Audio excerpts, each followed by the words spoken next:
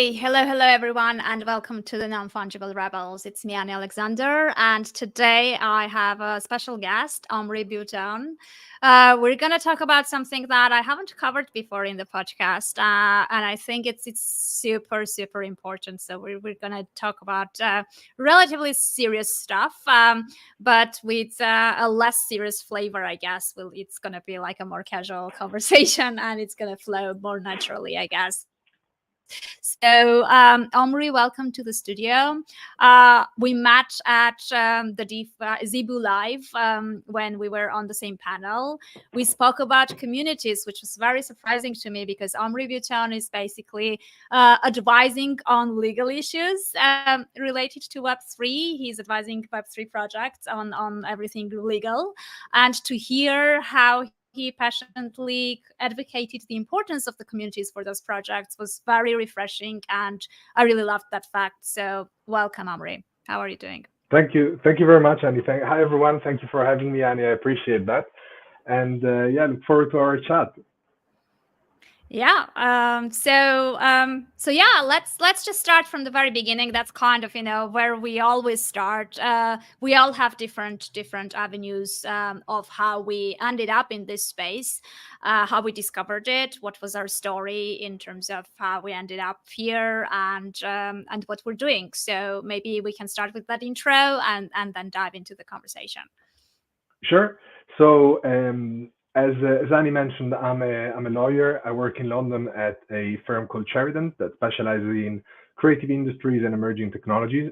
I particularly specialize in Web3, and what that means effectively is, commercial and IP law, meaning contractual matters and, strategies and infrastructure around the intellectual property side that a project might present, as well as financial services regulation, which we'll probably dig a bit deeper into in a bit, and gambling regulation, which is also very relevant when you incorporate crypto assets within, different type of experiences, including video games. In terms of how I got to the space, I did not get into the space because of cryptocurrencies, so Bitcoin and Ethereum. I was aware of them, and but what really drove me, I started my career, if you want, within the creative industries. I was a sound engineer, an audio engineer, so I had a small studio with a couple of friends. We were recording artists and producing music, doing some sound design as well. So my first degree was in music production, and around the time I decided that whilst I loved the music industry, I wanted to do something else and maybe focus a bit more on the intellectual property side of the studio. So I decided to study law and become a lawyer. And as I was studying law, I came across augmented reality. Now, most people refer to it as spatial computing. And I was still in my studies, but I couldn't, from coming across it, I couldn't see the word any different. And I always thought, especially at the time, I focused all of my studies around it since finding out about it, about this technology. I, I, I always thought that regardless of how convincing a particular immersive experience might have been, in terms of like simulation, or you see, holograms, if you're talking about AR from a visual perspective, I always thought that as human beings, we would have never really felt immersed into something that was real, if or we would have never appreciated digital assets as assets for as long Mm-hmm. as for as long as we're able to copy and paste them. So I thought, if we want to a convincing merging of the physical world with the digital world, we need to be able to have digital assets. And right now, we don't really have digital assets, and I think majority of people, especially outside of Web3, do not really recognize that. They might use the term, but if we look at the industry, most things come as a service because of this ability to copy and paste, which was addressed in a way through subscriptions, and then the provision of value, of digital value as a service. Think about music, for example. If we went from selling copies of, CDs and cassettes and so on and so forth, to then suddenly being able to download them and share them seamlessly through digital means. Yeah. And that really undermined the value of, first of all, the value of the music industry, but second, because of illegal download, but secondly, also of the value that we attribute to music, because everyone loves music, but we all love it whilst it costs, £10 per month max on Spotify. And, we Mm. expect like this huge catalog of services. And I think very few people really appreciate the value of music as an asset. You know, most Mm. consumer that appreciate the side are more into maybe collecting, say, vinyls or copies of Yeah. CDs and cassette. But when it comes to the digital, we really don't appreciate it. And you can buy copies, I think, still on iTunes. Like digital copy of a song, but the problem is that it's very ephemeral. Like, the access to it can be removed at any point. The content itself can change at any point. Sometimes in good, because content can get updated and you can get better versions or additional version. But you don't have control of that particular asset in a similar way that you might have over a vinyl. So I thought, like, how can that be addressed at the time? And I've started to research different type of databases. For one of the Mm-hmm. key terms was unique digital information, database with unique digital information. And I kept searching. I came across, peer-to-peer, cloud technology, and all of that, which wasn't really suitable. And then I came across distributed ledger technology, blockchain, and it sounded very promising. Not to store the actual content, but to store some form of proof, right? Mm-hmm. And it was very early days, so I did not have the understanding that I have now, having worked in the industry for more than 5 years. But I really started to dig down this particular rabbit hole. And towards the end of my studies, I discovered that in Gibraltar, which is a Commonwealth territory at the south of Spain, Gibraltar was starting to implement a full-blown financial services framework for blockchain technology. So I Mm-hmm. wanted to, see if I could work there to learn more about it and see how that would apply to digital assets. And I ended up moving there, working there for about 2.5 years, and then I relocated to London. So during that time, that was really my boot camp in, learning about the technology. And at the time when I was working in Gibraltar, I didn't deal with any Web3. It was purely fintech. I mean, it depends what your Yeah. definition of Web3, but it was pure financial technology. So it was working for exchanges, helping them, get as part of a Yeah. team, naturally not myself alone, getting, the authorization from the financial services regulator in Gibraltar. So I really got a good understanding of how the technology works, the different type of structure, the different, at an infrastructural level. Mm-hmm. And even though I moved in the space because of digital assets, I completely failed to realize at the time, because I was so focused on fintech, that NFTs were starting already to, exist in parallel to fintech. And I think many people that were in crypto, and by crypto Yeah. I mean, ICOs, like you mentioned it as DeFi, but The like around that altcoins. Yeah. industry, right?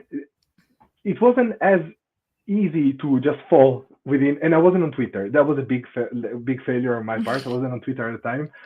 All of this to say, I could have bought punks. I remember, like, so early on, like, I remember telling the partner I was working for at the law firm in Gibraltar, man, I cannot wait for this technology to be applied to video games, because always been like a Mm. big gamer, played World of Warcraft for like 10 years plus.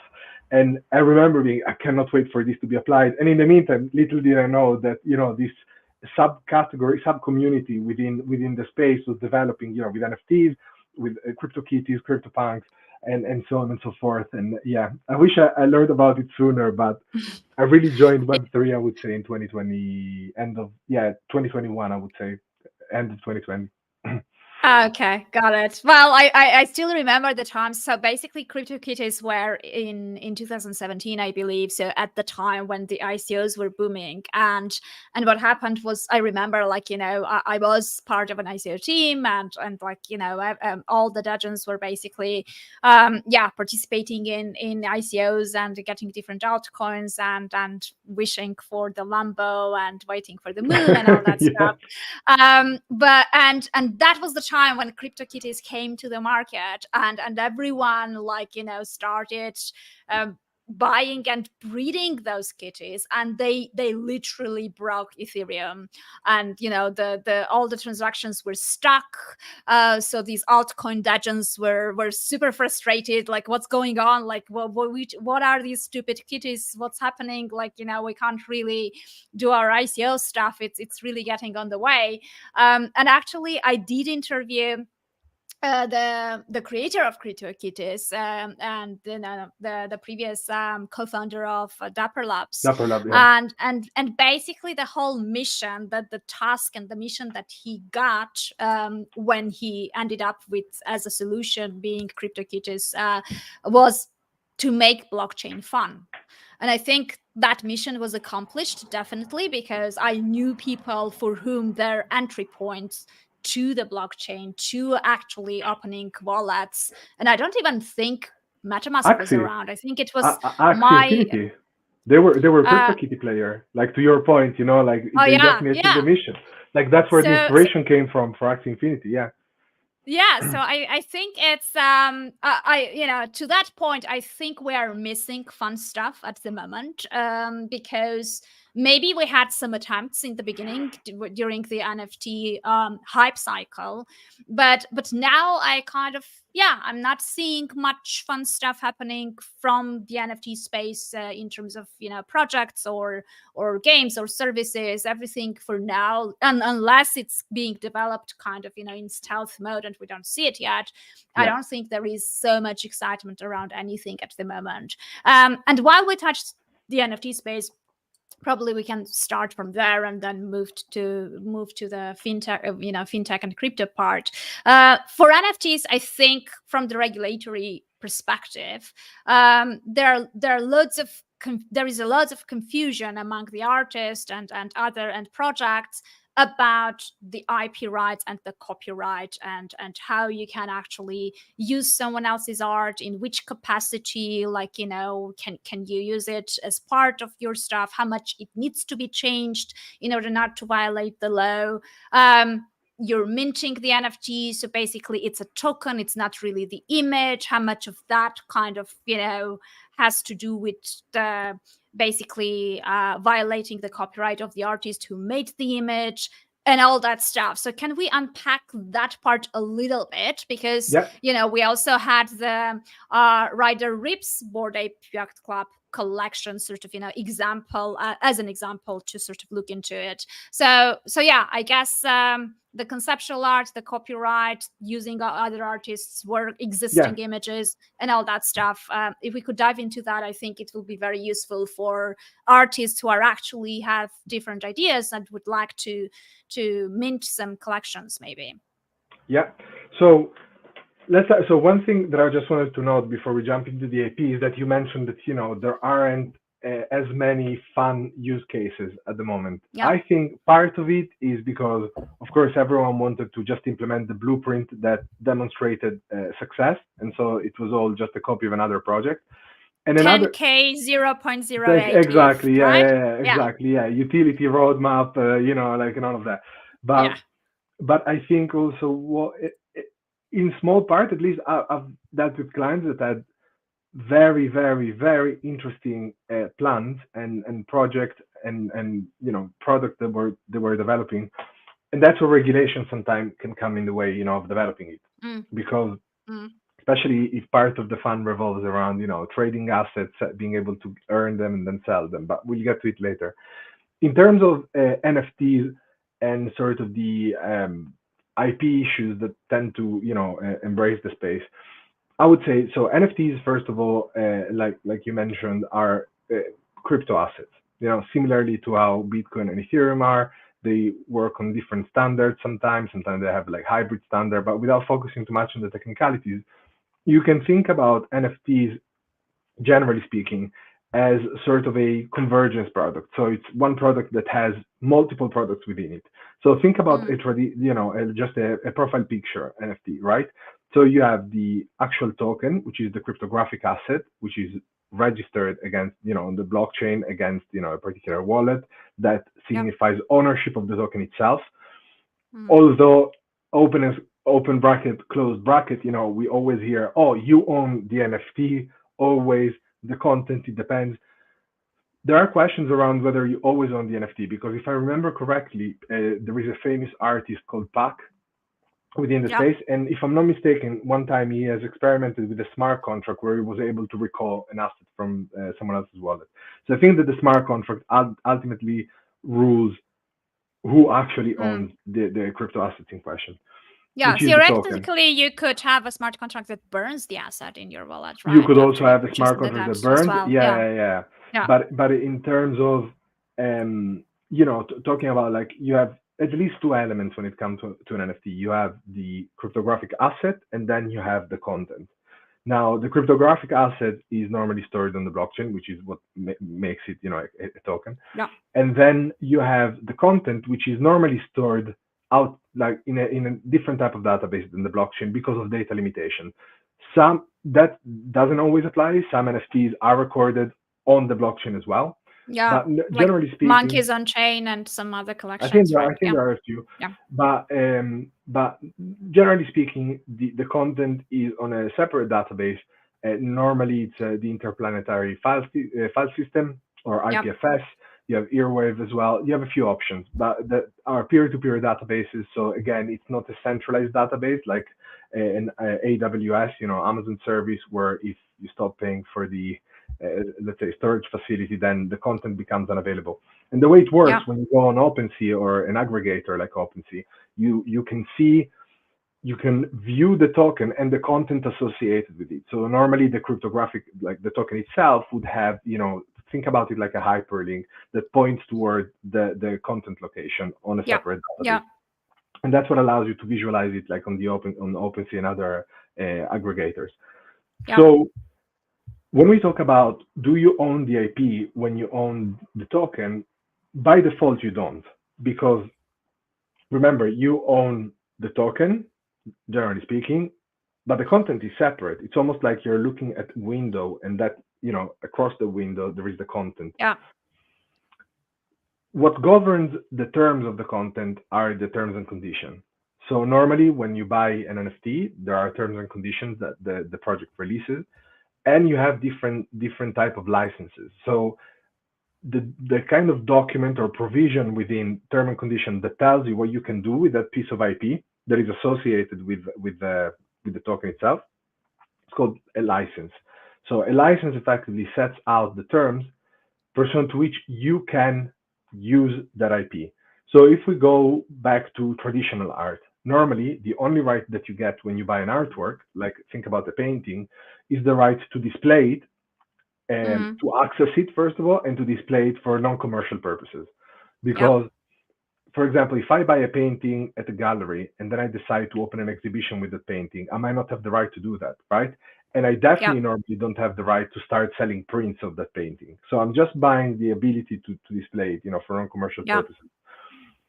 Similarly, in NFTs, that tends to be the case when it comes to more traditional art or artists that come from traditional art. So if you think about Artifact and the collection that they've done, the Clone X collection, Mm. they have separate terms and conditions from between, clones that incorporate Murakami's art and clones that are free from Murakami art, or the Murakami drip, how they call it.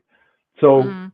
the Murakami drip, like clones that incorporate Murakami's art, are effectively treated as traditional art. You can only access it and display it for non-commercial purposes. You can use it, but not commercially, because you have a 3D asset, that you can download by owning the CloneX. Whereas the other clones are subject, at least some time ago, I don't know if they changed it again, but some time ago you had like a commercial use up to a certain value. So you could use them up until a certain point. But I believe like they've changed the IP terms. So the first one, as we said, like the Murakami one, tends to be the more sort of traditional way of licensing art, which is you have no commercial use. Yeah. What's interesting about NFTs is that they've introduced this, what I'm calling, community building IP, like community building sort of leverage, building of the IP, which means that you buy the artwork, or like in this case, you buy the NFT, and the IP stays with me as the project owner, but I'm giving you a commercial license, meaning that you can use that particular asset commercially. Now, the terms of the commercial license can vary. Some are uncapped. For example, Bored Ape, like if you look at Yuga, there is an uncapped use. You can make as much money as you want using that particular piece of IP. Other tend to have a cap, and for example, that was the case for, well, the original CryptoPunk license, or at least the alleged, there was a license that was Mm, available only for like a day, I think, or a few hours, and that was taken down. But you have Doodles, I think, has a capped value. So what that means is that you can use it commercially up to a certain point. So, for example, up to $100,000 in revenue, after mm. which Okay. you need to contact the project to secure a better license that allows you to further commercially leverage that. And why do some projects do that? Is because if I'm starting to use a piece of IP, say, and it becomes very successful, well, me and as the project owner want to partake in that success. So I would probably ask that you give me part of your revenue.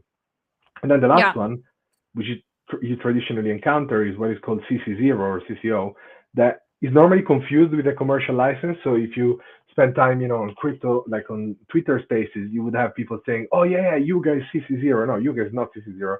You guys, they grant you commercial right, but only the holder of an NFT can commercially leverage the ape that is associated with it. So the difference is Mm. that CC0 is effectively a waiver over the IP. To an extent, there are different forms, So you but can without them, use, even without being a holder, you can use correct. any of Yes, that, of correct. any Yes, item from the whole collection. A exactly. question in that case. So basically, the way I imagine it, like, when you were talking in my head, like I had like two dimensions basically, like, the token side and the NFT token tech side was basically governed by Web3 ethos, and then on top of it you had terms and condition, which was kind of, Web2 legal stuff. Yes. So knowing the people who were and still are involved in the NFT speculative field, so I'm talking more about the PFPs, I highly doubt they open and read those terms and conditions, obviously, You, which I you'd be presume surprised. doesn't. They do. They shred them apart most of the time. And that's something that, as a lawyer, you Wow. almost never get to experience a community that is so ready to just go through the terms and condition, check the IP clause as a first thing, Oh, and that's really interesting. I didn't yeah. expect that at all.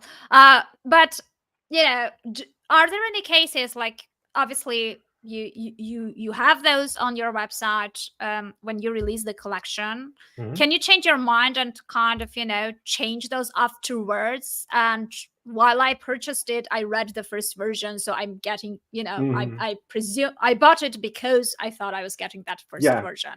What happens then? Like, is it that's a very good question. And I'll preface this saying that I'm not a litigator and that it's leaning more toward the litigation side of the equation, but you okay? can reserve the right contractually to change the scope of the license, so the terms of the license.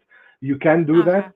Whether it's enforceable or not, you start to have some doctrines that which application, is quite complex. But generally speaking, you can change the terms of the license, and you will see many terms and conditions that say at the beginning, we retain the right to change the terms at any time. It is your obligation to, check from time to time the terms and make sure that they're reflective. But to be honest, like from a legal side, it's very important, of course. But from a practical side, if a project was to do that, it would be almost a suicide. And we've seen it, I think, a couple of times with Moonbird, where at the beginning they said that effectively you Yeah. own the AP, which is a terrible idea because think about it. Whoever owns the intellectual property makes the rules. Okay. So Yeah. if I am the project and I own the IP, you buy my NFT and I say, well, I'm not licensing to you the IP, I'm assigning it to you, I'm transferring it to you. Now I can no longer make the rules of the game. Now you are the owner of the IP and you get to make the rules. So potentially you could sell that NFT, but keep the intellectual property over it because you decide what to do with the IP now. The IP is yours. Do you see Mm. what I mean? Which is why it's a Yeah. terrible idea to assign the IP, and it's the only way that I can see it really working commercially from a practical perspective is to have licenses that are very detailed, very technical, that try to account for every situation, and that's how you retain control. Even if your goal is that of sharing the IP with your community, it's important that you set the guidelines of that use, and you do that through the license. But for example, in the case of Moonbird, at the beginning they said you own the IP, then they changed it to a commercial license, and more recently I don't remember what happened. I don't remember if it was CCO for a period and went to commercial, or from commercial they limited the use in some way. I just remember that recently I've seen something about the IP, and of course the community I went, can, yeah, I can imagine this happening because, like, from my experience, from kind of, yeah, working in this space, you talk to three lawyers, you have three calls with three different lawyers. After each call, you have a feeling that you have to change something based on the advice, right? So it's I can imagine the temptation, or the reasoning that periodically, like, these yeah. projects will get confused, or not really consult lawyers in the very beginning. So that's another point. So I had conversations with different projects, moving slowly to the DeFi side of things, and crypto.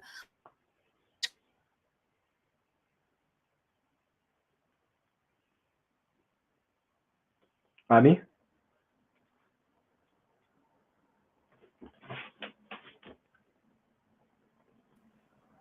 Hello. Yeah, Hi. Yeah, I I lost you. think, yeah, I lost you too, and I think probably people lost us too. Anyway, we're back. So what was I saying? I totally forgot now.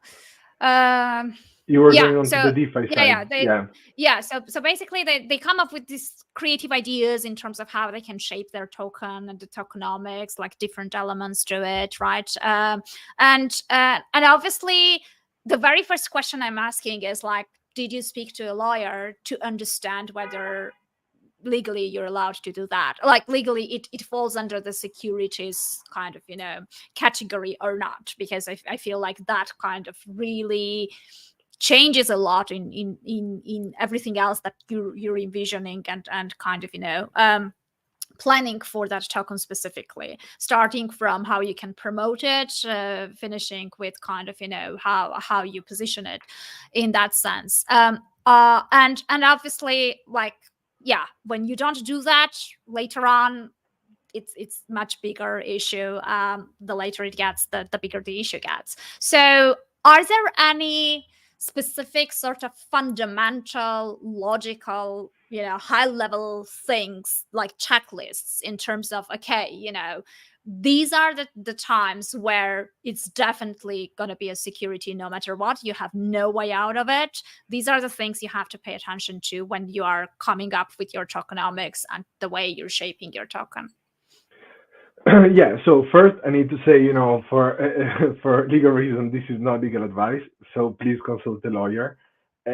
What I would say is that normally the most effective time to engage a lawyer for a product review. So I would start always with the product review.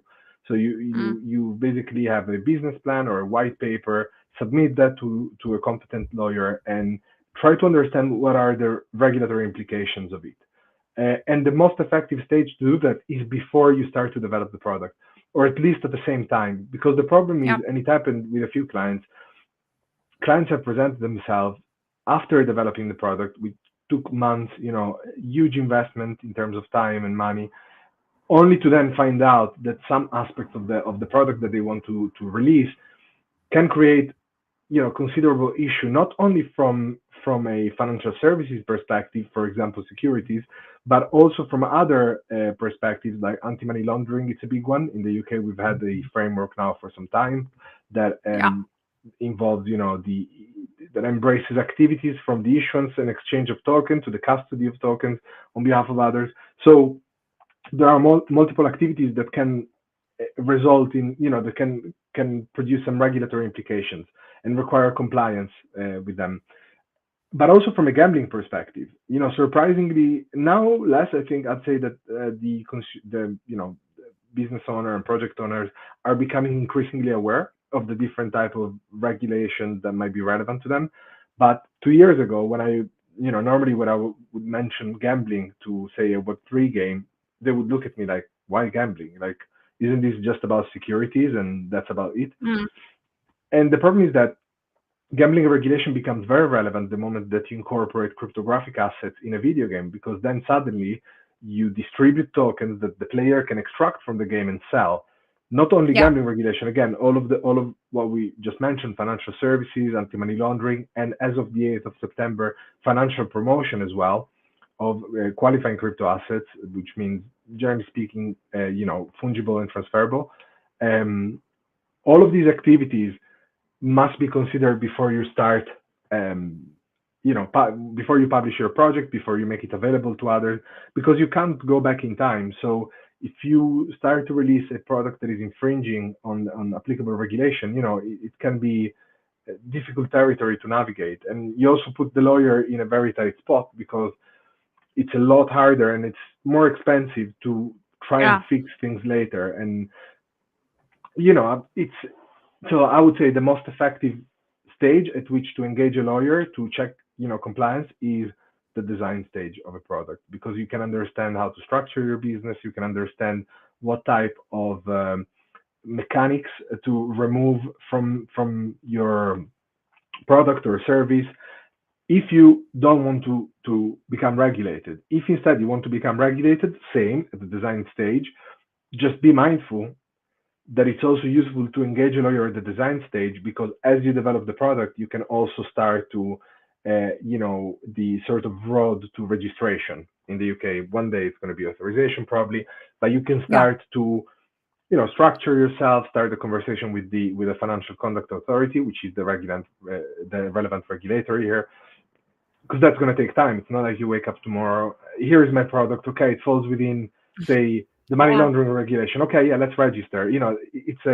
It's a process. It's not, it Oh can take, yeah, I don't know, definitely. 3 And I think yeah. like the more you touch the, I mean, from my like very sort of newbie and non-lawyer perspective, I feel like, if you are coming up with any product and service from this space that is ever at one point from the user journey going to touch fiat, then it's definitely need to be regulated. Yeah, I but mean, even without there's fiat. absolutely no way Yeah, out yeah, of yeah. it, right? Yeah, So, yeah, yeah. But even without fiat. So, like, an exchange activity is crypto for another crypto or crypto for fiat. So you don't even need fiat. And for video games, for example, and gambling regulation, some clients come in expecting that, oh, okay, if it's not pay to enter, so if there is no ticket at the beginning, or it's not, um, uh, gated like against some sort of value, that I'm fine, which is not the case, because gaming as a gambling activity is defined as playing a game of chance for a prize. So as long as mm, you have a game of chance and a prize, you don't even need like pay to entry in order to potentially yeah, fall within the gambling regulation. So it's and the problem, is that look, I feel for a project and people that want to innovate in the space, because compliance is expensive, and understanding your, the regulatory implication of your product is also expensive. Unfortunately, the more regulated the space, the more limiting it can be to try and access it as a yeah, provider. So I feel for a project, but it's really hard for lawyers to be able on a half an hour call to give you a blueprint. And I'm not talking about this, I'm talking generally, this is what you need to avoid, this is what you can do, go on and do it. yeah. Because No, I get it. Yeah, it takes so much, even as a lawyer, like, and I've been working in the space since end of 2017. Still, there are in the day to day some circumstances, cases present themselves, and it takes you some time to familiarize yourself with the issue, because it's just so new, and it can be so complex, and it can involve so many different parties. And every activity you need to consider not just one piece of regulation, but I just named four during this conversation. There are other potentially, consumer yeah, protection, data protection, like you have so yeah. many elements to consider.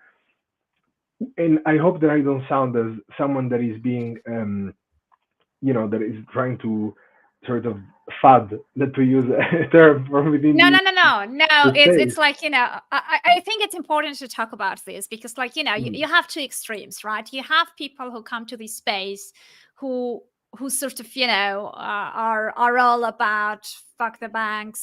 I don't care Yeah. about authorities. I'm not gonna pay taxes. I don't really care about law. Like, I'm here Yeah. just because of that, because I hate all that and I want to avoid all that, right? So we have like that extreme, and then we have the other extreme who are kind of coming from institutional side of things and who are building something Yeah. and are looking at things maybe even like too extreme from that side, Yeah. in a sense that they shouldn't really go so deep into the whole thing, right? And probably, like, the more sane approach should be somewhere in between the two.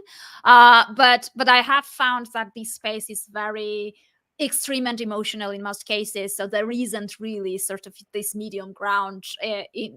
Often Yeah. it's just one or the other, right? So you end up with the, when DeFi summer came along, like, there wasn't much regulation from Yeah. that perspective. During the ICO times, it was the wild, wild west. And I think, like, most of the scams that happened, like, no one really even thought that they were going to be punished, right? So it was kind of this whole environment where there wasn't regulation in place yet. No one really understood Yeah. the space, and people thought that, yeah, I mean, now this is the environment where I can do pretty much everything that I want and no one is going to really come after me, right?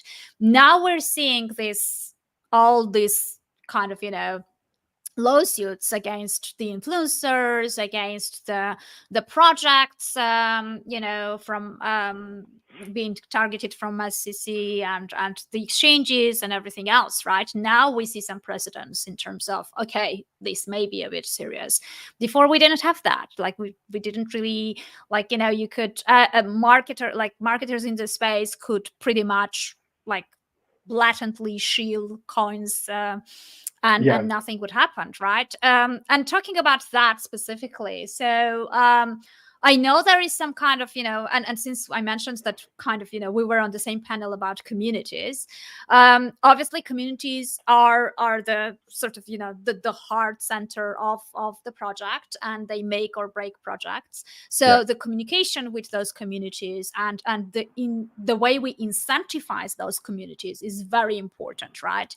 But both of these sites are also regulated and have different laws that we have to comply with, right? So as far as I know, like, it doesn't really matter whether you're making a public announcement or not, or just talking to your community on Discord. What you say and how you say things and how you're addressing the topic of price and the token speculation and sort of, the potential forecast and all that stuff, that is something you have to be careful about, right? On the other hand, we all kind of have this really bad habit in the space of bribing our communities, quote unquote. And obviously, through the technology, the easiest way is just airdropping stuff, and then airdropping more stuff, and then a little bit more, Yeah. and kind of, and carrying on, like, let's give one token, and then, okay, let's come up with another token and give that on top of it. Let's have additional collection of the NFT PFP thing, and Yeah. then, whatever. So can you sort of talk a little bit about, our relationship with the communities, and how much of the regulation actually impacts that? Because I feel like, that too, as you said, the innovation is being Yeah. hindered a little bit. These two can be, an issue eventually. Yeah, for sure. So whenever it comes to crypto assets, now in the UK at least, because again, we're talking about international communities of participants, right? So I can talk about the UK, and but there might be other rules that apply. So, but when we think about the UK, there are two main pieces of regulation, let's say, or like that apply in the context of marketing and promotion of cryptographic assets. One is under the Advertising Standard Authority CAP code, and that has been in place for longer than the next one that I'm about to say. And that one requires you, to have appropriate disclosure, to be transparent, not to, there are certain requirements to the quality of the communication. And the Advertising Standard Authority has been actually quite proactive in enforcing it. Now, when you read the Mm, type of cases that it has enforced against, I think they were really good enforcement action because these were clearly you were clearly talking about sort of pump and dump scheme or Mm. type of schemes and activities that generally, even if you are very bullish on the space and the technology, you probably don't want in the space. So I thought that he did a really good job. And just to clarify, the Advertising Standard Authority is a separate regulatory body to the Financial Conduct Authority, which is the FCA, and that's the financial services regulator. Yeah. So Yeah. the second piece of regulation that is extremely important and it's causing a bit of a racket right now, of a havoc in the space, is the new rules, effectively the financial promotion regime, which already applied to traditional specified investments and to regulated activities. So think about securities. Think about you couldn't just go and promote freely securities. There were certain conditions. Yeah. There were certain requirements from a compliance standpoint. These now have been the regime has been expanded to cover also qualifying crypto assets, which are again generally speaking fungible and transferable crypto assets.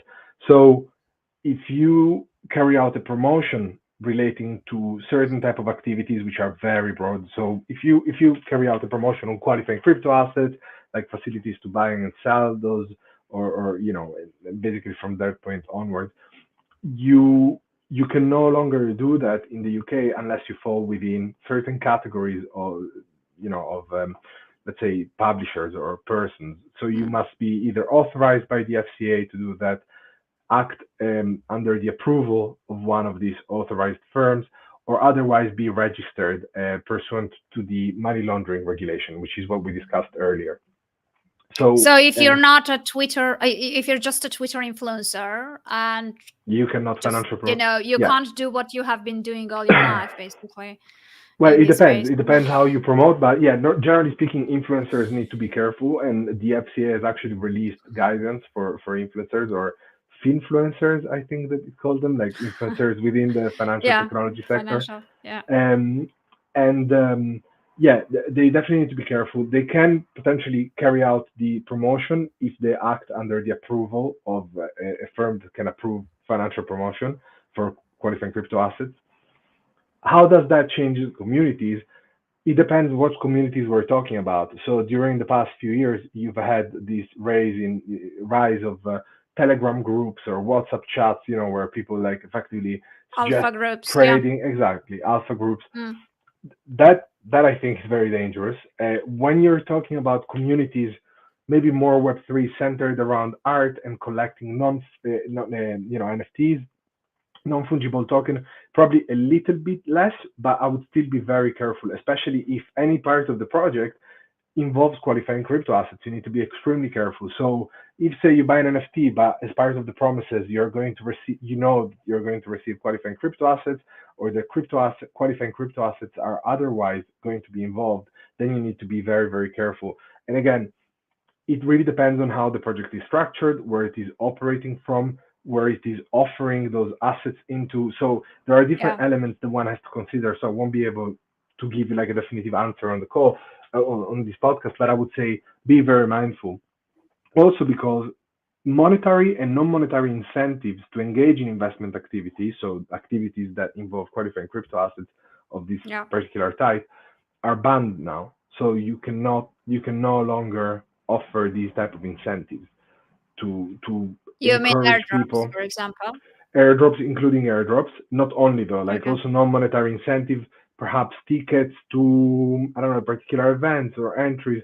You need to be very, very careful because it's monetary and non-monetary incentives that are banned Okay, got it. to try and What encourage about people. some kind of reward or loyalty sort Also of, very difficult. system?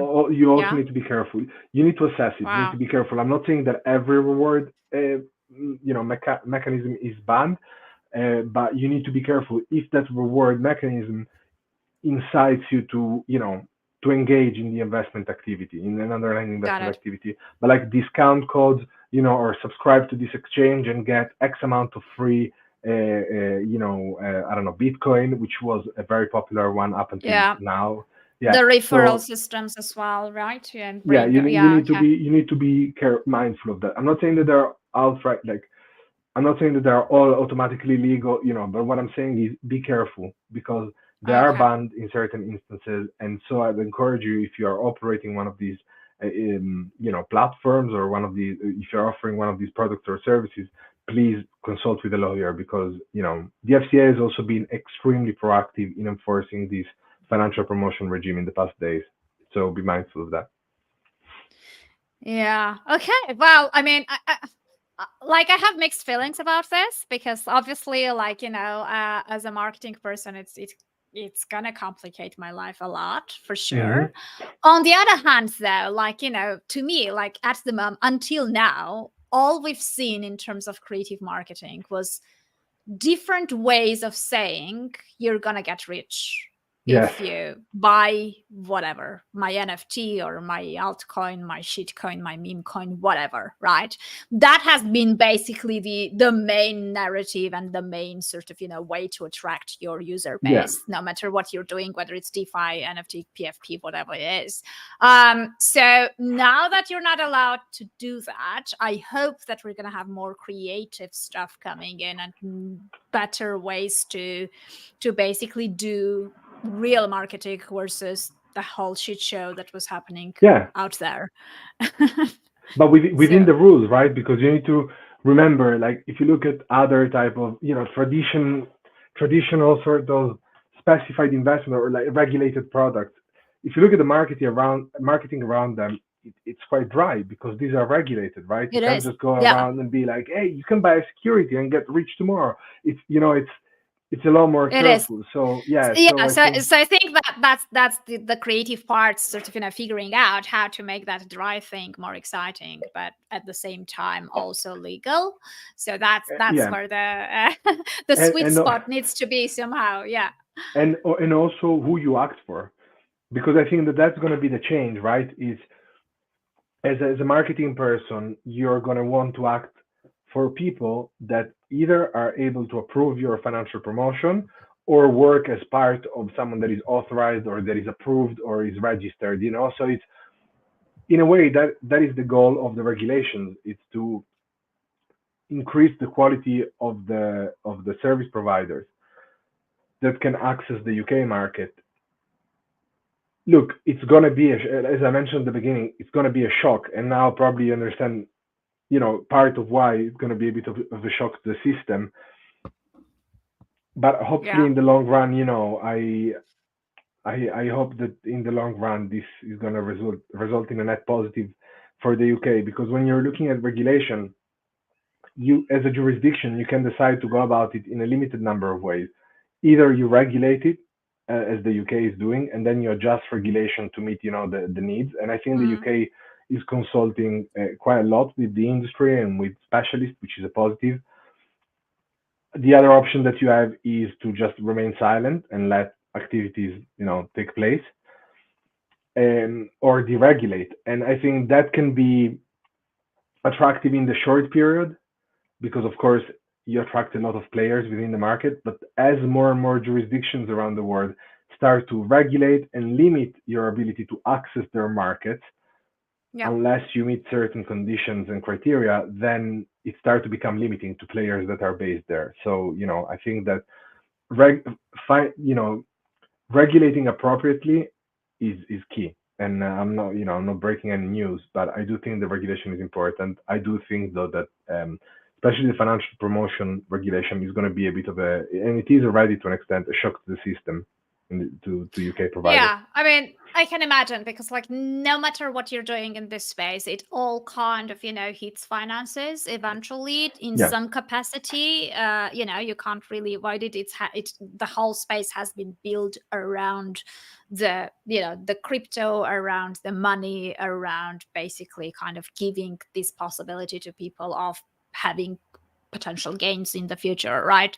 So I feel like there is, as you said, like even gaming or any other projects that may seem that they are not yeah, really into the financial services you know sector specifically, but they still hit those crypto asset kind of ticks, and they too kind of fall under that whole. So I feel like that regulation is going to cover, like umbrella It's cover very broad, the whole, very, like very broad. almost everything, right? So which is kind of good, because in a way, sort of, well, good, depending where you're at, right, in the space, and what your philosophy about this is. But I feel like probably regulation would make people from outside and brands from outside feel more comfortable to enter the space, and therefore Yeah, trigger mass adoption, maybe. On the other hand, it's kind of, I don't know, I'm listening to you and I'm like, oh, does this mean that in 5 years of time this space is going to become boring? Or it's kind of, it's going to make or break the yeah, thing, right? It all depends how the participants are going to react to it, and how they are going to adjust to that, right? Are they going to be yeah, able to keep that ethos, to keep that whole kind of fun part, and the, I don't know, like the yeah. I don't. parts that I don't want to die, because of Yeah, that. I see where you're coming from. To be honest with you, during the bull market, it was definitely an exciting time, but it was also very consuming, even within the NFT space. In terms of like, you never really felt that you won. Like, even if you bought an asset and sold it at three times the value, if then it went to times 10, you felt that you lost. And if you didn't sell at top and then sold at bottom or held, you always felt like, oh, I didn't make enough of this trade, which was Yeah. very consuming. And I think it took away a little bit from, for me at least, the reason why I was so excited, and I still am very excited about the technology. So I think that what I don't, and to be honest with you, I identify as being part of this community also as a fan, not just as a professional. Me, I'm going to event Yeah. help or organizing, meetups and all of that. But like, I'm not, I think that I'm more excited about the convergence of technology as opposed to just being ideologically a maxi of one. So Yeah. like, I'm not just, oh, crypto is everything, AI, who cares about AI? You spoke about AI now, so like, you sold your soul to this new upcoming industry. And as I mentioned to you at the beginning, the reason why I'm in crypto to begin with is really augmented reality or spatial computing, because I think that blockchain is going to provide the much necessary layer, infrastructural layer to digital assets, which we are going to experience through spatial computing. So that's what excites me the most. And I think now with the advent of AI, which to be honest with you, at the time I did not expect when I was, what was it, 2015, 2016, I wasn't really following it. And, when ChatGPT arrived, I was, whoa, caught a bit like, off guard. But I can definitely see that blockchain again provides a very useful infrastructure for an AI dominated world because of provenance of information, proof of humanity when you're dealing in interactive experiences and you don't really know if you're dealing with a human being or a bot or some form of AI enabled entity. Mm. So I'm excited at what blockchain facilitates. I'm not as excited about blockchain itself. At the time when, uh, Yeah. and I mean, I don't want to sound like some. Again, bear in mind, this is my like not only my job. This is what I decided to take a risk on and specialize in blockchain, not this other. And so I'm very bullish about it. But it's just I see I have a lot more interest in how blockchain can empower other sort of experiences and technologies, as opposed to just looking at blockchain in a vacuum and saying, "Oh, this is the best." I just want the pure use of blockchain to, transfer sort of assets or value amongst other people, peer to peer, without any intermediary, without any centralized sort of involvement. And I know not everyone agrees with me, and I'm fine. I respect that.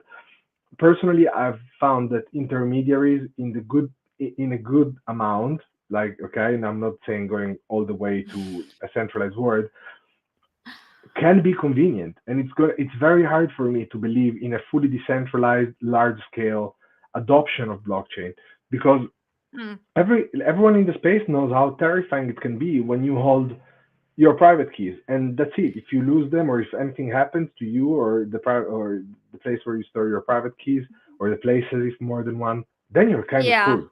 Like, and That's that's true, but yeah, that's true. I think like it comes from the from the point that people what they don't realize they want like both of the best of the yeah, both worlds, right? They want the total control over their money, they want to be their own bank, but also they don't want to have the exactly. responsibilities of a bank, right, at the same time, because Yeah, they want someone else to blame. So so I totally get that. yeah, You can't have both, and definitely there are decentralization maxis who are against any kind of intermediaries, yeah, for sure, and I get that. I think who the intermediaries are is important as well, when you're deciding whether you're for or against, because like, me personally, if what I'm seeing in this space and I don't like in that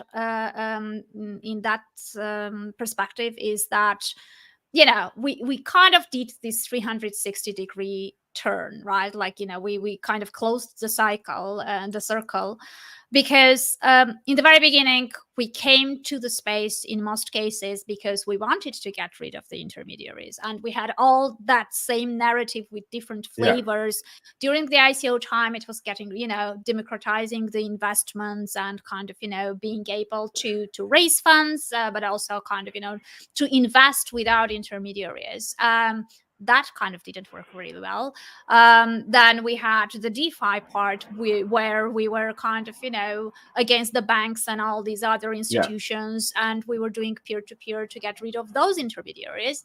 And then during the NFT time, the whole narrative for the artists specifically was that we're getting rid of the gatekeepers, of the agents, the galleries, the people who decide whether you're good enough or not. So you directly sell to your yeah, potentially, people, fans of your art.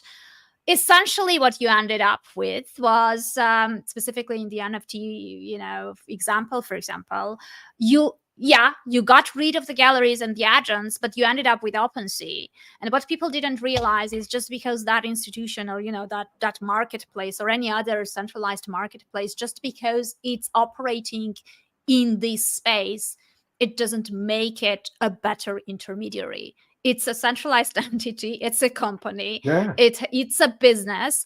Eventually it will screw you over if it doesn't really align yeah, with their business interests, which is what OpenSea did, right? yeah, So to me, it's just doesn't really make sense if we're, gonna have intermediaries and equally bad as in Web 2, then why even bother tell these nice stories which actually don't work, right? yeah. So And I or think, oh, sorry, yeah, sorry or for the even noise. the banks, or even the banks, like we talk about centralized exchanges, and they're probably even worse than the banks because they're less regulated and more risky, but they operate exactly like banks, simply, instead of fiat, you're just holding crypto assets there. So what's the Yeah, difference? It's even worse than it was, right?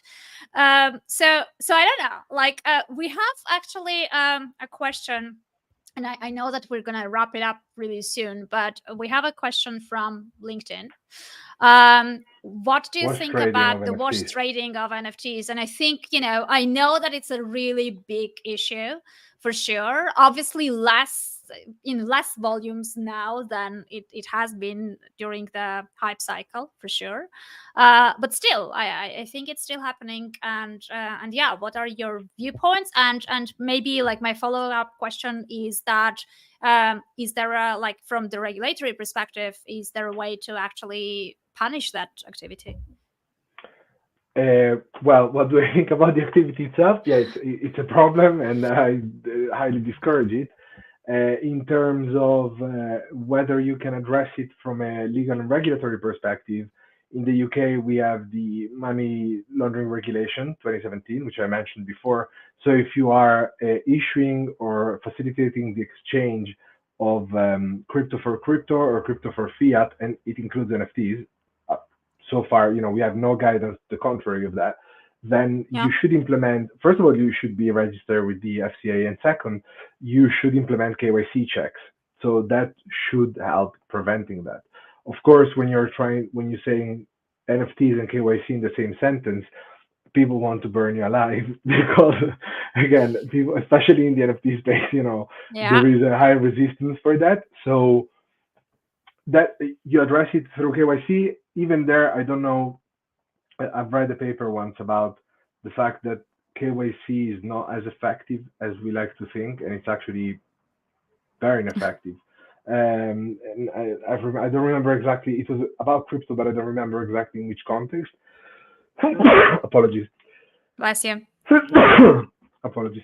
I don't remember exactly in which context, but it was like less effective than 1%. It was like 0.0 something percent. The So KYC, man. the KYC. Yeah, at that time in that context, I don't remember exactly, but what I remember is that it was surprising for me to understand how ineffective it was in that particular instance that related to crypto. But So yeah, I mean, I have a funny story about KYC. Basically, as I said, like I was part of an ICO team back in 2017, mhm. and we had pre-registrations open. I think we had about, I don't remember, like 40,000 people pre-registered to the thing, or I don't remember the exact amount, but it was like tens of thousands of people pre-registered, and we were doing KYC with the whole team day and night, Yeah, getting it up and looking at the whole thing.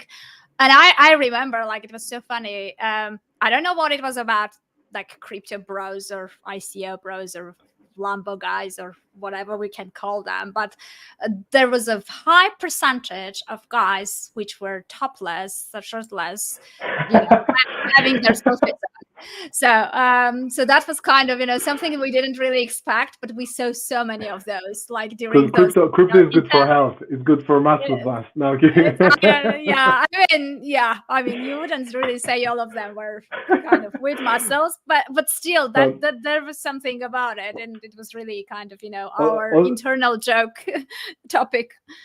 Also, another thing I would say is that you have on-chain solutions that allow you to, run a risk assessment on wallets. So at least you Oh can yeah, see if the wallet is associated or is known to have been associated with a scam that was reported in the space. So that might help if you're a service provider. I mean, it is something expected of you if you run a project. Um, that you implement these type of measure to prevent bad actors from accessing or leveraging your services. But then you have tumblers and mixers that can come in the way. It's not easy. And I remember when I was in Gibraltar, I used to run this podcast called Blockchain Rock, and I interviewed Joe Matonis, who was one of the original cypherpunk, and he was talking at the time about this race where and this race between regulators and sort of the KYC measures and not necessarily bad actors, but people that wanted to prioritize privacy, decentralization. So the solutions that you have to sort of track who's using what and who's doing what are always going to be sort of in a race with better tools to mix and tumble sort of fun. yeah, So it's a continuous effort, not just in crypto, but I would say everywhere. So yeah, and I think just one note on centralization, because you said a few things that are really interesting before. I think that part of it is centralization of organizations and sort of firms and because of regulation, but we are also, as human beings, wired in a way, I believe, to seek an element of centralization around influence. So you mentioned about, for example, NFTs. Patronage is a thing, and there are big players within the, relatively speaking, within the NFT space. The Cosmo and the Medici, or like 65, Punk 6529. And I'm not saying that they're bad. I think they're great for the space.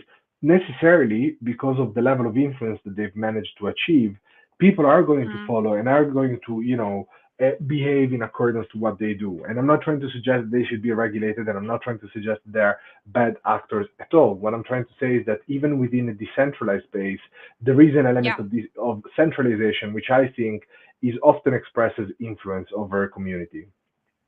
Yeah, I think that's as you mentioned, there is a human nature factor to it, and people kind of always, it's always easier, right? Like to pick up someone, track their wallet, see what Yeah. they are buying, not think too much and analyze and do your own research Yeah. and just mimic that, right? It's people are also lazy by nature as well. Mm. So it's kind of, they're looking for shortcuts. They want to get rich quicker with less effort. I know Sometimes it's that's also trust, Sometimes it's also just trust because you trust someone that yeah. in which you Obviously believe, you like it. you pick someone whose choices you trust and Yeah. you mimic the choices. That's what I meant, basically. That, obviously, you trust that what they are doing is actually going to be successful, which is why you decide to copy Yeah. them specifically. I don't trust most of the people's judgments about who to trust in these days, in this space, to be fair. But that's a completely different topic for conversation. Anyway, yeah, I think we covered quite a lot. Obviously, as you said, like, I knew we couldn't really make this conversation very practical because, as you said, different legislation, like, global audiences, different use cases, very specific things depending that vary from project to project. So obviously we couldn't really cover that. I think like the main takeaway is that, things are becoming more regulated. It's always nicer to address those from the very beginning before it's too late and too complicated to fix afterwards. And that, I mean, it may sort of, impact the future developments of the space in terms of innovation, in terms of mass adoption, in terms of hopefully less bad actors, or bad actors knowing that there will be consequences of their actions eventually, and it's not going to be so easy to escape.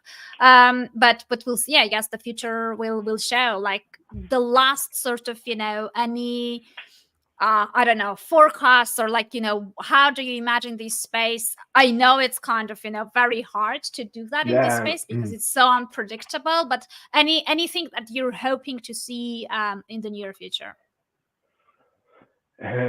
So I hope it's a very good question, and it's not something I ever really think about. So I hope that I've spent quite a lot of time during the bull market, spending time in real life with with the community in London and also abroad. I've been to events, and I love that feeling. So I definitely hope that that comes back and that there is more of an interest around, that a healthy, I mean, I don't want to say healthier, like just the type of interest around NFTs particularly is not limited to financial gains. And that's the quickest interest that you can capture and the quickest one that you can lose when the economics don't work anymore. But I really hope to see more artists returning to the space and to these meetups to, be able to discuss, how the technology can be used for very interesting use cases that are not necessarily, financial in nature.